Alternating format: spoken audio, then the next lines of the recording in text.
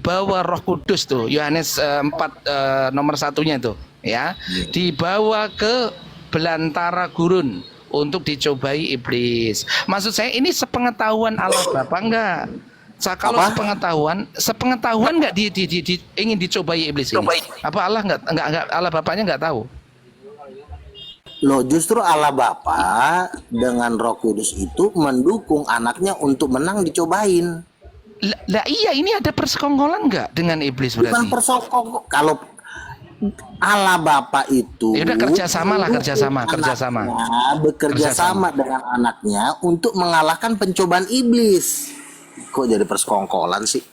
Itu yang memiliki otoritas dunia ini iblis, apa Allah Bapa, apa Yesus? Ini tinggian mana ini? Kok sampai dikalahkan Tuhan kecil bekerja sama Tuhan besar ngalahin iblis ini? Kayak gimana nih? Iya, iblis ini kan berada di dalam pengaruh si jahat. Artinya kan iblis ini kan sudah menipu banyak manusia. Otomatis kan penguasa dunia ini kan iblis. Tetapi penguasa alam semesta itu Tuhan. Tuhan tetap berkuasa di dunia ini. Tapi kan Tuhan kan tidak bisa memaksa orang percaya. Jadi makanya Allah Bapa dengan alam semesta ini nggak termasuk, dunia ini nggak termasuk alam semesta berarti. Dulu kamu jangan terlalu banyak nanya. Ini anak banyak nanya jadi kau gila sendiri gitu loh. Kau bertanya tuh satu-satu dulu. Jadi intinya Allah Bapa dengan anaknya bekerja sama untuk mengalahkan pencobaan dari iblis supaya iblis itu dikalahkan. Contoh, janganlah buatlah batu ini menjadi roti. Allah Bapa mengatakan jangan kau ikutin, Yesus mengikutin, jangan diikutin. Nah, ketika Yesus menang atas ketiga pencobaan itu, ya udah menanglah ketuhanan. Bahkan ada lagi pencobaan yang terakhir, yaitu ketika Yesus mau disalib. Apabila sekiranya cawan ini lalu, nah itulah pencobaan yang terakhir sampai Yesus mati di kayu salib, baru dia menang. Ngerti? Saya jelaskan lagi, maksudnya saya terangkan pertanyaan saya lagi. Berarti antara tiga entitas tadi, Yesus sebagai Tuhan kecil, Bapa sebagai Tuhan besar, bekerja sama untuk mengalahkan iblis selaku memiliki otoritas kerajaan dunia. Berarti kedua Tuhan ini nggak memiliki kuasa atas dunia dan iblis itu sendiri. Maksudnya pencipta bumi itu Tuhan, tetapi kan Tuhan itu kan menciptakan manusia. Tapi kan manusianya tidak ada yang mau memilih Tuhan. Jadi artinya iblis berkuasa atas manusia-manusia yang telah ditipunya. Itu maksudnya kekuasaan atas dunia. Bukan berarti bumi ini milik iblis, bukan. Artinya semua yang berada di pengaruh iblis itu memang ya Tuhan tidak bisa memaksa orang untuk percaya. Itu maksudnya bahwa dunia di dalam kuasa si jahat. Dunia ini artinya orang-orang yang ada di dalamnya. Dunia dengan bumi beda. Bumi itu yang punya Tuhan, bukan punya iblis. Ngerti nggak sih lo? Lah iya, tadi kan saya memang nanya. Berarti Tuhan besar sama Tuhan kecil itu nggak memiliki kuasa gitu loh. Soalnya dia harus dicobai iblis dulu untuk mengembalikan kerajaan bumi ini atau kerajaan dunia ini ke Tuhan gitu kan. Artinya kan gitu loh, Kak. Ya kan? Ya kan pertempuran antara Tuhan dengan iblis. Iblis kan sudah dengan kerajaannya ingin menguasai dunia. Makanya Tuhan datang ingin menggeser iblis dari bumi ini kan. Mau dilemparin nanti ke lautan api. Tapi sebelum dilemparin ke lautan api, banyak poin-poin yang akan dicobai oleh iblis. Karena kalau Yesus kalah, ya Tuhan kalah jadinya. Jadi masih ada kesempatan iblis ingin menjatuhkan Tuhan tuh, masih ada kesempatan dengan cara apakah dia tahan lapar, apakah dia tahan nafsu, apakah dia tahan hidup nggak nyaman, ya kan? Nah itu dites sama si iblis kan? Kan bisa aja iblis, kau kan nggak pernah lapar, enak aja kau jadi Tuhan, coba dulu kau tahan lapar nggak? Ketika Yesus berpuasa 40 hari dalam segala kelaparannya dengan segala kelemahannya, ternyata Yesus menang. Karena nanti kalau Tuhan dengan duduk-duduk di sorga doang, nanti manusia-manusia di bumi ngomong enak lo di sorga, lo nggak pernah lapar, nggak pernah kelaparan, enak aja lo merintah-merintah. Coba lo bisa nggak ngerasain kayak begini, dalam kondisi kayak gini lo bisa nggak tahan? Nah, jadi Tuhan itu nanti tetap adil. Kita merasakan susah, dia pun pernah merasakan susah. Beda sama Tuhan yang nggak pernah ngerasain susah.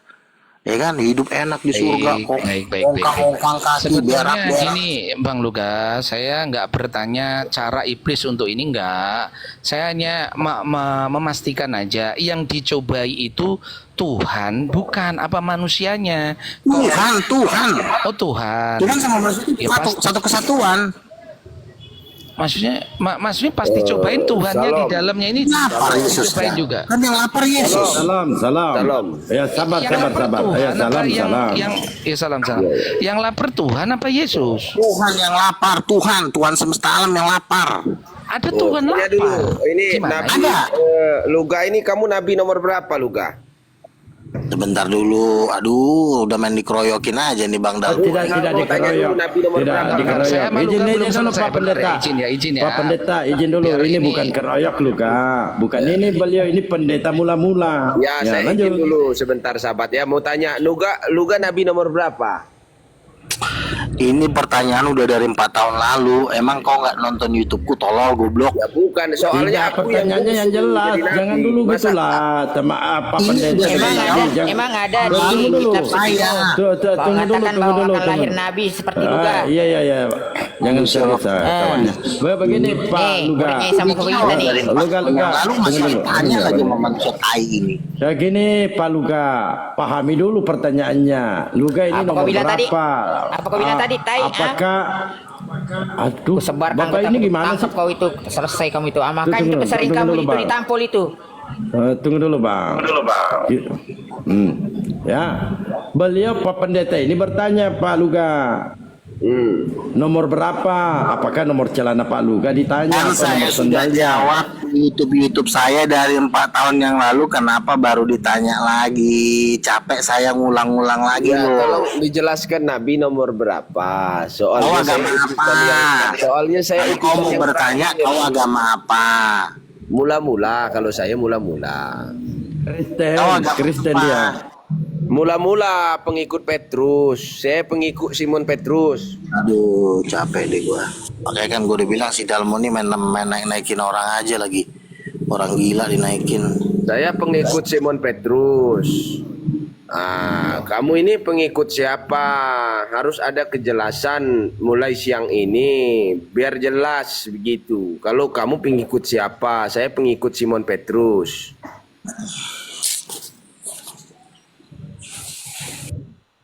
Jawab Luga. Apapun yang terjadi, tolong dijawab. Pertanyaannya berat. Nah, dia Kabur dia, kabur. Pak Dablo kalau berhadapan dengan kita dari gereja mula-mula pasti kabur semua. Iya, belum ada otennya. Belum ada Kristen yang mampu menaklukkan ya Pak Pendeta Belum mula-mula ini ada. dari kemarin loh.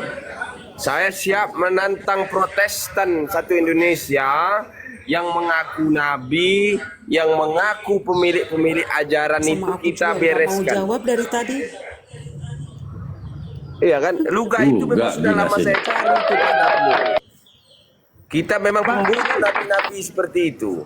Dia nabi nomor berapa? Sebab saya adalah pendeta mula-mula Mungkin tidak pernah nabi memberikan keduanya. lisensi atau otoritas kepada mereka untuk jadi nabi. Itu harus persetujuan saya dulu sebagai pendeta mula-mula. Tunggu dulu, menarik ini Pak Pendeta. Jadi artinya Luga ini nabi ilegal gitu. Iya. Tidak ada persetujuan dari Pak Pendeta. Bahkan seluruh gereja di Indonesia ini yang mendirikan gereja Protestan tanpa seizin dari saya, dari pendeta mula-mula sebagai pimpinan tertinggi itu tidak bisa Pak Dablo. Oh iya. Jadi Karena kunci Luga kerajaan ini poinnya, surga iya. Tunggu dulu Pak Pendeta. Berarti Jadi nabi Luga ini, odong-odong tuh. Luga ini artinya bodong dia, begitu. Bodong. Naik enggak? Naik masa kamu dibilang Nabi bodong. Wah, bahaya ini. Waduh. Ngaku nabi kok kabur lagi tuh, kabur itu aja terus kabur. Ya naik Bang Luga. Kelarkan ini. Masa ini pendeta mengatakan Pak Luga ini pendeta bodong. Wah, bahaya ini. Iya, dia harus kita persebarkan dulu kebenaran itu seperti apa, nomor berapa, NRP-nya berapa, tercatat di mana, apakah ada sesuai bukti-bukti, baru bisa menjadi seorang nabi. Karena tidak ada yang bisa mendirikan persekutuan lagi tanpa persetujuan dari pimpinan gereja, yaitu pendeta mula-mula. Begitu ya, alam gimana? Si Luka ini katanya cuman saksinya, katanya dia pergi ke neraka bawa Lamborghini terus pulang jadi nabi, Pak. Alamak, ini bener nggak ini? Oh, enggak bisa, itu enggak ada prosedurnya, enggak ada ayatnya. Oh gitu, berarti nggak ada orang yang selamat pergi ke neraka berarti, Pak. Sebentar, Pak Syukur-syukur Pendeta nggak jadi mula-mula, abu masuk neraka. apakah jadi nabi itu harus ada sidang konsili gitu? Ya tentunya itu harus diakui, Harus ada pengangkatan kayak Tuhan ya? Ya Sidang iya, konsili dulu. Oh, ada iya, namanya iya. pengukuhan. Pendeta ini kasih dulu kopi pendeta, kasih kopi pendeta. Ya, kasih Kemarin kopi. kehabisan Ada paket. yang lucu Ya di pendeta sini, kasih kopi. kemarin ini kehabisan paket loh, masih mau kita ini. Saya kan sama-sama dengan Mbak Sion sama Pak Pendeta ini menghajar oteng-otengnya ngeyel. Tanya sama Pak Pendeta, izin. Siap. Pak Pendeta mengikuti siapa? Saya pengikut Pengikut Simon siapa? Petrus, pemegang kunci kerajaan sorga. Tidak ada yang bisa masuk ke dalam sorga apabila dia bukan pengikut daripada Simon Petrus. Simon Petrus itu siapa, Pak? Batu karang, Batu karang? Enggak batu kerikil? pemimpin daripada seluruh rasul-rasul yang ada zaman itu adalah Simon Petrus putra Yohanes. Luga binasa ini ya, tunggu dulu deh ya. Luga binasa ini ya, penjabaran Pak Pendeta. Pak, jadi Pak Pendeta ini dia mengikuti Simon Petrus, batu karang ya, Betul. mendirikan jemaat-jemaat di atas batu karang. Ya. Begitu. Nah, sedangkan yang lain itu apakah batu karang atau batu tawas, Pak? Silakan. Yang lain itu adalah batu bangunan ya. Batu bangunan bukan batu karang. Pikir batu tawas, Pak. Kalau Paulus kan ngaku jadi nabi dan rasul, itu udah atas persetujuan Simon Petrus apa bukan itu, Pak? Paulus tidak pernah memegang kunci kerajaan sorga. Kunci kerajaan sorga itu ibarat pintu. Waduh. Yang pegang kunci itu Simon Petrus, bukan Paulus. Gitu. Tidak ada yang bisa masuk surga jika mengikuti Paulus. Tetapi jika kalian percaya kepada Simon Petrus yang sudah diberikan otoritas sebagai gembala, karena Simon Petrus itu langsung mendapatkan Apakah ajaran Simon hak. Petrus bersunat, Pak? Hah? Apakah ajaran Simon Petrus itu pada sunat? Bersunat. Bersunat. Oh, iya. Lanjut. Kan di awal, Kalau Luka nggak usah gini dulu disunat, Pak Pak. Pendeta. Dipotong aja Kan di buruhnya. awal saya sudah jabarkan bahwa pertentangan antara Simon ini, Petrus ini dengan Paulus ini perkara sunat. Itu jadi yang memegang betul yang disampaikan menurut Bible ya, yang memegang kunci kerajaan surga itu adalah Petrus, Simon Petrus. Betul. Itu berdasarkan Bible. Jadi bukan Paulus. Jadi apa yang beliau sampaikan ini benar berdasarkan Bible. Bahwa bukan Paulus yang pemegang kunci, melainkan Simon Petrus. Jadi Bapak ini dia mengikuti mendirikan jemaat di atas batu karang. Nah, ini Protestan ini apakah dia batu karang atau batu tawas, Pak? Di atas mereka itu di atas batu bangunan ya, bukan di atas batu karang. Harusnya mereka mendirikan itu di pinggir laut. Karena batu karang itu hanya ada di laut. Luar biasa ya. Wah, luar biasa ya. Biar tidak monolog, kita boleh undang saudara-saudara Protestan. Saya Enggak tahu menolog. dari mana mereka mendapatkan Bible itu, Pak Doblo. Karena menurut saya mereka Pak mencuri Pendeta, kitab Pak suci Pendeta. saya. Kan saya sudah tahu. Jadi kitab suci beliau ini teman-temannya Holy Bible. Holy Bible itu tidak menggunakan kata Allah. Ini yang diserukan oleh Pendeta Chris Lee. Tetap kan menuhankan Yesus sama Bapa 3 jadi 1. Menuhankan Kalau saya Tritunggal kan? tidak Terus? menuhankan Tidak, Yesus. beda konsepnya dia. Konsep Beda. Bapak seperti apa? Beda, Konsep beda. saya menuhankan satu-satunya ialah sang sumber itu tadi, ialah Bapa itu. Oh iya. Jadi teman-teman, kan sekte denom di kekristenan itu berbeda. Beliau ini tidak percaya Yesus disalib. Betul. Kayaknya ini Pak Esra ya? Hah? Bukan. Kayak sarannya Pak Esra? Enggak lah, Bukan. aliran Advent juga begitu ya, Bang Dalbo. Aliran Advent juga nggak percaya Yesus itu Tuhan gitu dalam arti. Tidak, dia percaya. Advent percaya. Bang Jamal, Adimi dulu doubling. Iya, percaya Bang. Kalau Advent itu percaya. Tapi kalau mula-mula memang dia tidak percaya. Tidak percaya, kalau saya tidak percaya. Karena tidak mungkin kita bisa menuhankan kedagingan. Karena masa kuota daripada Yesus itu kan hanya 33 tahun. Ya. Tapi hanya dia 33 percayanya Yesus Tuhan. Itu. Dia percaya Yesus Tuhan tetapi tidak percaya Yesus disalib karena tidak mungkin Tuhan disalib. Itu narasi mereka. Ya. Lanjut Pak Pendeta. Hanya saya percaya dia hanya juru selamat, bukan Tuhan, bukan Tuhan. Bukan Tuhan kalau dalam mula-mula. Berarti nggak pakai Yesus batu itu hanya tawas juru lagi selamat nih. saja. Hanya jalan ya, jalan menuju keselamatan, tetapi bukan dia sebagai Tuhan. Tuhan itu adalah sang sumber, itu adalah Bapa itu tadi. Karena tidak setara. Kalau di dalam Tritunggal menganggap Yesus itu setara dengan Bapa. Kalau di dalam Jesus only menganggap bahwa yang mati itu adalah Bapa, yang disunat Bapa, yang disalib Bapa kalau Jesus only. Kalau Tritunggal itu setara. Yesus setara dengan Bapa. Kalau di mula-mula tidak. Yesus itu di bawah Bapa karena Bapa di atas, Yesus di bawah. Bapa itu maha besar, Yesus itu kecil merendahkan diri. Tidak bisa setara antara kedagingan dengan Bapa, jauh bedanya, kelasnya tidak sama. Bisa dibedakan tetapi jangan disamakan juga. Mereka kan konsepnya tidak bisa dibedakan tetapi mereka menganggap itu sama. Bang Dalbo, Itulah Bang Dalbo, kekeliruan saya mereka. izin pamit ya, Pak Pendeta, saya izin pamit dulu ya. Pagi Ya. semuanya ya. Siap. Nah, Iya, sebenarnya konsep di dalam mula-mula ini Pak Dablo itu mirip dengan Islam. Pengajaran-pengajaran itu mirip karena tidak boleh bertentangan dengan hukum Taurat. Karena apa perkataan Yesus, aku tidak akan meniadakan hukum Taurat satu iota pun. Artinya apa? Yesus adalah pelaku daripada hukum Taurat. Hukum Taurat itu menjunjung tinggi yang namanya keadilan yang seadil-adilnya. Mata bayar mata, gigi bayar gigi.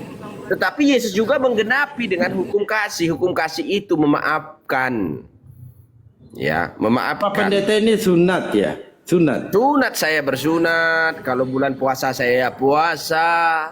Saya melakukan apa yang dilakukan oleh Yesus. Saya tidak makan babi. Yesus bersujud, saya bersujud. Begitu. Oh iya.